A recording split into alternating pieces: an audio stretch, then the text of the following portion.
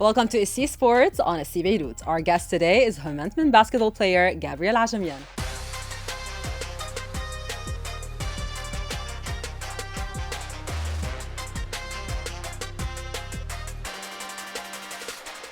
Gabby, welcome to the show. Thank you for joining us. Yes, thank you for having me. This is probably the first time people get to know you like off the court.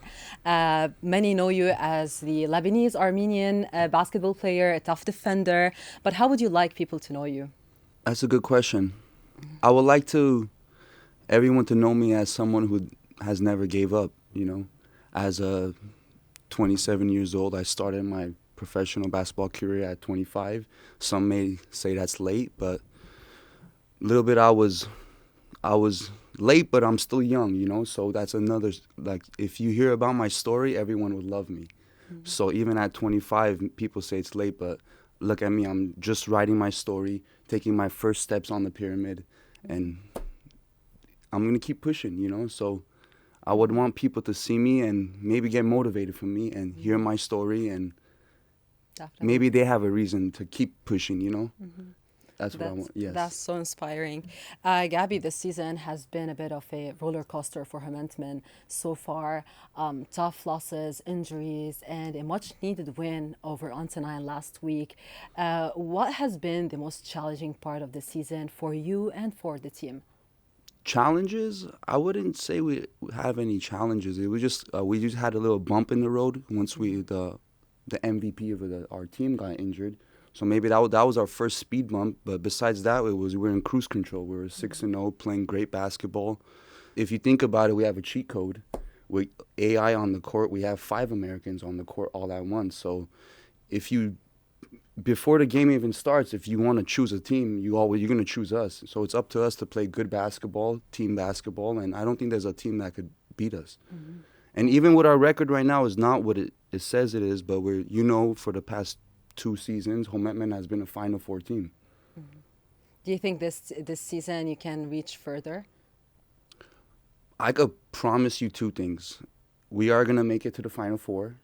And if we do face against Riyadi, we will not get swept. That's one thing I could promise you. They are not going to beat us in the series every single game. Mm-hmm. That we are going to steal a game or 2, but it is going to be a dogfight. You have to respect Riyadi. They've been the champions of this league in all of Asia for the past 15 plus 20 years. Homenetman looks a bit different this season. You've got players like Ahmed Ibrahim and Aziz Abdel Masih on the roster. Would you say there's been chemistry within the team so far, or is it hard to build when you have big names on the team? No, that we just have more armor, more firepower. For example, those are 2 great names. For example, Aziz, coming from Sagesse, most likely a role player. But even Guy Manoukian said in multiple meetings, Aziz, you're not here as a role player. You're here to win us games. And he's in our team right now, one of the best shooters. Mm-hmm. So you're going to see a lot of 3-pointers from him coming up. Mm-hmm. That's interesting. And like every basketball player has their own character, their own style. Do you think that sometimes could build tension? Do you feel that at Homenetman? Absolutely not, because us as basketball players, we're all artists. And playing for Homenetman is, you're very free. For example, you can see when Jad Khalil and Gio Hadidian was in Homenetman, they were shining. Mm-hmm. They're one of the best Lebanese in the leagues. Mm-hmm. So there's no pressure. Do you miss that team? Oh, yes. Actually, Jad Khalil is one of my favorite Lebanese players and teammates. Mm-hmm. And Gio Hadidian is unstoppable, if you ask me.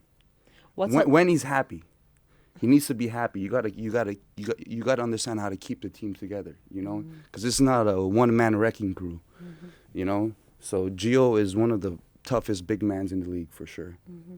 What do you mean when he's happy? Like, what could upset him? Not giving him the ball at the right time, because you got to understand, like a big man, when he rolls, and when you see Gio, he always rolls like this. You got to give him the ball. Mm-hmm. Like, I'll put it very simple, maybe not to spice some things up. When I'm playing against Sagesse, I'd rather have Gio Hadidian on the bench than Ali Haidar on the court, because Gio is more of a threat to us. We know what Ali's going to do, just from my point of view. And what's it like being coached by John Jais? I've been working together for like 3 seasons now. 3 seasons now, so, you know, I've had high school coaches, I've had college coaches, I've had NBA coaches, I've had professional coaches, and I'm 100% bought into Coach Joe and whatever he wants to do. For example, like if I didn't like the coach, I wouldn't have dove on that ball to try to get that ball because it's in overtime, you know? You got to like, I want to win to make Coach Joe look good. You know what I mean? That's what kind of pushes me. Gabby, a lot of fans don't really know you off the court and sometimes judge you based on, you know, like what they see during intense moments on the court. Some could say that, oh, Gabby is an aggressive player. He can sometimes get into trouble. What's your response to that? More people love me than hate me. So, but there's a lot of people that hate me also. So I would say it's just basketball is my refuge, my way in life. It's the way I can express myself. Like I said, all of us as basketball players are artists, if you think about it. So it's just my way to express myself. And maybe it looks, in their point of eye, it looks bad. But in my point of view, I'm just trying to survive. Which fans do you think like don't really like you? Sagesse fans or Riyadi fans or both? I think both. And both equally, you know. But at the end of the day, they got to respect what I do on the court, you know. They got to respect it, you know, because haters can only talk shit until they step on the court. You know what I mean? Which game do you think is more intense, Sagesse versus Homentman or Riyadi versus Homentman? Definitely Sagesse, because they could use their phone lights on the free throw line, right? But no, both of them. Does that actually bother you as a player? No. That was just all the glory to God that I was put into that pressure, and I even failed. I missed those 4 free throws, but, you know, it's just in life. You're going to have a bad day in life. You know, I had a bad day at work. You know what I mean? I know I grew from that experience. But no, playing in both gyms are an amazing experience. The energy, you know, even a full house is always, in any gym in Lebanon, you know, majority of them is a great atmosphere to play in. And who's the one player that you absolutely hate defending against? No, Lebanese or import? In the league? Both. One Lebanese and one import. No Lebanese has really gave me problem to guard, but... None? No, at all? None at all. No, because I watch film, I watch them, I study them, and I know how to attack them. But imports, you got to give it to Jordan, one of my teammates. I give him a lot of pressure at practices, and Zach Lofton is also a very elite guard. Who have you studied the most this season in terms of? Well, they're not in the league at the moment, but they will shortly be coming, I believe so. It's Walaraji and Sergio Darwich. I think those are the top Lebanese guards in the league right now, but they're not here. But I've definitely studied their game, see what they like to do. Sergio is coming back very soon to Riyadh. Yeah, I'm excited to play against them. You're well prepared this time. Yeah, I'm excited. I had Coach Joe on the show recently, Gabby, and he said his wish this season is to make it to the final. Do you think Homentman can realistically make it to the final this season? I mean, if we're going to do it, we're going to do it this year, because if you look at it, 10 years ago, they made it to the finals. And I even told AI, if we're going to make it to the final, it's going to be because of you, because you're the only one in the team who's done it, you know? So you have the blueprint. You show us, you know? Coach Joe's done it. Coach Joe's trying to help us. But from a teammate's standpoint, if one of your teammates has won a ring, you know, he's a great captain, too. And if you do make it to the final, Gabby, which team would you like to play against? I would say Riyadi. I always want to play against Riyadi. Does that mean you think Sagesse are less likely to make it to the final this season? Well, they have lost a lot of big games, and even they even stole a win against who is it? Antonai. Antonai. They stole that game, you know. So You watched that game? Yeah, of in the course. weekend? I watched that game. It was a good game. I enjoyed watching it. Any game that goes to overtime, it's like it's exciting, you know? Of course. Yeah. So, yeah. What do you think went wrong in that game?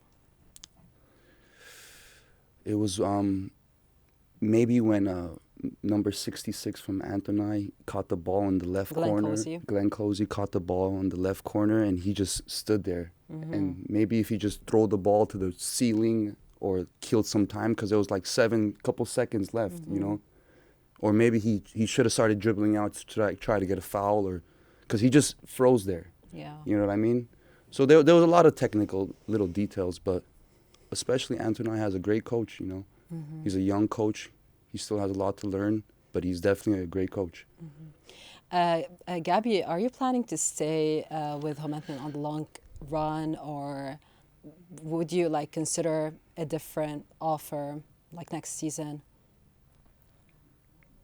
You know, I'm Armenian, so I'm a proud Armenian, so I love playing for the Armenian team.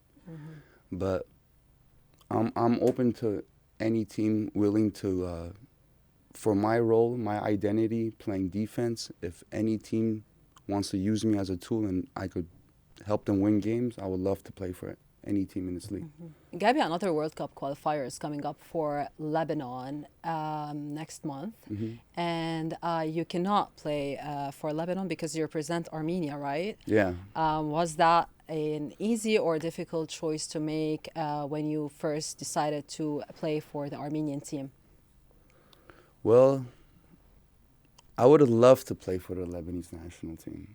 You know, that would have been honestly one of the best things to. We're talking about business. Lebanon they're in top 20 in the national, in the rankings. You know, Armenia they're still working on their national team. You know, Lebanon's more established. So I would have loved to play for the Lebanese national team, but there's a couple things in my life I've made mistakes, and timing wise. Like in 2023, I played for the European small countries championship with Armenia. That's why I'm not qualified to play with the Lebanese team. I've talked to multiple people. That was actually one of my goals when I first came to Lebanon. My first year when we had Gio and Jad and Zach, I put 2 goals. I said I want to go to Riyadi or Sagesse, and I want to play for the Lebanese national team. Those are my 2 goals. Wow. You know? And the way it works, I guess I wasn't able to play with the Lebanese national team because I've represented Armenia. Maybe if the federation can do something on their point, it's possible. But from me, I've known that once you play for the men's team, you're not allowed to represent another country. But I've also been, like I said, I love Armenians. I'm a proud Armenian. I've been representing Armenia's national team on a national stage since I was 17. So, like even Gary even said, like, you know, our heart is to our people, but you're talking about business and playing on a world stage, Lebanon, you have to pick Lebanon. Speaking of Gary, I had him on the show also recently, and that interview kind of went viral. A little spicy, yeah. You watched the interview, yeah? Yes. Yeah, some of his statements, like people consider it a bit bold or debatable. Do you think because he played alongside Gary, do you think he's an NBA level shooter and the greatest shooter Lebanon has ever seen, considering the incredible shooters we've seen in Lebanese basketball history? He's definitely a great shooter. You can't say you're the Lebanese greatest shooter when you haven't finished the season yet. You know, you have to finish a season, have great numbers, and also respect the other players that came before you, you know, because this league did not start in the last 10 years. This league has been going for a very long time, so that's very bold for him to say, and I wouldn't say he's the greatest shooter in Lebanon, no. NBA level shooter, I think he's a great shooter, but not an NBA level shooter, but like a good shooter. You know? Who do you think is the best shooter in Lebanon right now? Best shooter? I don't know. That's a good question. Is it like Lebanese or import? Lebanese. Lebanese? maybe Amir. I don't know how to say all their names correctly. I'm Yeah. sorry, but I think Amir Saud is Amir Saud, yeah. is a very good shooter. He's a lefty, very good. Not a streaky shooter, but a very good shooter. So, and you have Jad Khalil, and he's a very good shooter. And shout out to Elie Chamon also. He made a comeback after an injury. He's playing from for the Antonine. Antonine. Yeah. Bald hair. Yep. Okay, so yeah, he's very good. He actually had a lot of good threes against Sagesse, right? Shout out to him coming back from injury and like fighting. Yeah. What he went through is motivating. You know what I mean? Coming back from injury, coming back fighting, hitting big threes. That's what this basketball is all about. It brings all the life, the beauty of it to all of us. Exactly. Gabby, this brings us to the end of this interview. Thank you so much for joining us. Thank you for having me. I really appreciate it, and it's absolutely an honor. That's all for this episode of Ici Sports. Thanks for watching. Make sure to follow Ici Beyrouth on all our social media platforms and check out our website for more episodes.